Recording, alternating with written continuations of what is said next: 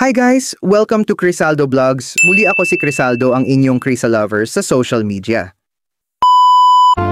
Disclaimer: I do not own the rights to this video, audio, or any content featuring the artist. All credits go to the original creators, rightful owners, and official sources. This post is for entertainment, fan appreciation purposes only.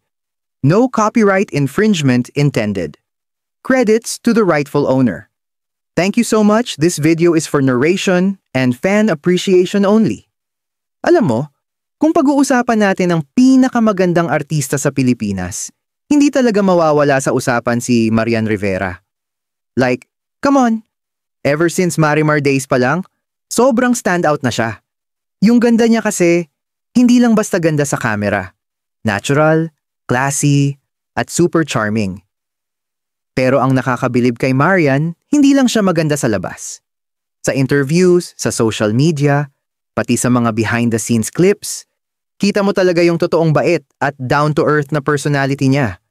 Plus, super hands-on pa siya as a mom and wife, parang Wonder Woman in real life. Kaya pag may nagtatanong, si Marian Rivera ba ang pinakamagandang artista sa Pilipinas? Honestly, ang hirap i-disagree. Kasi sa looks, sa charisma, sa ugali, complete package talaga siya. At kahit ang daming bagong stars ngayon, si Marian, steady lang. She's timeless, classy, at always glowing.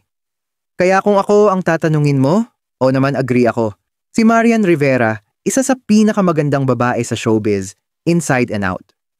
Muli ako si Crisaldo, ang inyong Crisa lovers sa social media. At your service, salamat din sa inyong walang sawang suporta. Maraming salamat po.